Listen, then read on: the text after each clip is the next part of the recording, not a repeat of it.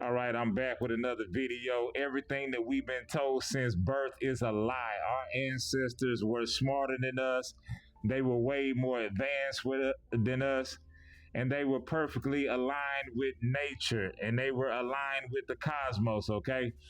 This building right here is St. John's Cathedral in New York City. This is an old world building. We know that we live under the New World Order, but under the old world order, these buildings that our ancestors built left us and used free energy.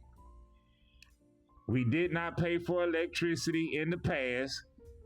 They will not tell you this because everything that we've been told since birth is a lie. They have put everything in reverse. Everything that was good, they told us it was bad, and everything that was bad, they told us that it was good.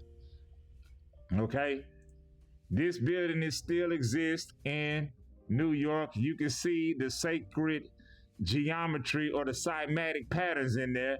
These patterns have the ability to heal. Okay, that's why these cathedrals were able to give healing to your body, unlike modern day churches where you go and you give your energy up and give it away. Okay, these buildings pour free energy and healing into you, completely different. But I want to talk about some of the natural elements that they use. They use copper, they use crystal. They believed in electricity. They believed in magnetism. They believed in the elements like copper, crystals, and all of the different things like ether on the periodic table. And they utilize that to make society better. Let's talk about it.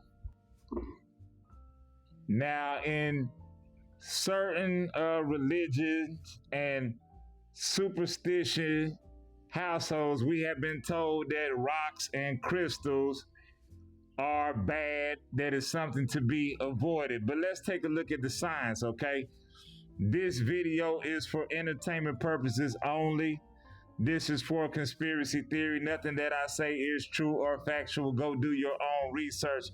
This is my opinion. But let's take a look at the article. It says here that quartz crystal, or this rock, is the only common natural element that is piezoelectric, meaning it can produce electricity when squeezed or they apply pressure to it. Now think about that, okay? They can take a quartz crystal and they apply pressure to it and they squeeze it and it will produce electricity. How is that even possible? That is crazy. That is insane. So you telling me that you will squeeze a quartz crystal, it will produce electricity. This is what I want you to know. Free electricity has always been here. Everything that we have ever needed to survive and live on this planet has always been provided by nature and the universe. But they do not want you to know this. Anything that is good, they will deem bad. Anything that is bad, they will deem good. It says here in this article, it says that piezoelectric crystals have recently been identified as being the cause of a natural phenomenon that has shaped the rise and fall of entire civilizations. They didn't teach us that in school. Piezoelectric crystals, just like quartz crystals, have been identified as a natural phenomenon that has shaped the rise and the fall of entire civilizations because they can apply pressure and squeeze these crystals and produce electricity from them. Think about that. It says here there are also frequent efforts to find socially useful applications for them. So what is piezoelectricity and why do crystals that have it behave in their own unique way? It says that certain substances, when placed under physical stress, kind of like a diamond, when you put it under pressure, it turns cold and you put it under pressure and it turns into a diamond, excuse me. When you place these crystals under physical stress, they basically produce electricity. It says that quartz is the most common material to display piezoelectricity. It is so abundant that it's likely many people have noticed that when squeezed, it is able to attract charged objects to it. Crystals, quartz crystals, are able to produce electricity when squeezed and placed under pressure. They didn't teach us this in science class. This is for entertainment purposes only, okay? It says here that piezoelectricity was initially observed in crystals, okay? It says that the Curies tried squeezing all sorts of crystalline materials to see which ones would produce electricity, along with Rochelle salt, which is a form of tartaric acid, and quartz, which were great examples, okay? A form of tartaric acid. All this has to do with Tartaria. All this has to do with the old world. All this has to do with knowledge that was erased and eliminated to us and not taught to us in the mainstream media under the New World Order. Let's talk about how important crystals are to this planet and this realm that we live in, not just on the outside, but on the inside, okay? It says in this article, it says, scientists have discovered piezoelectric microcrystals within your pineal gland. That is your third eye, suggesting a cosmic antenna that exists inside of our head.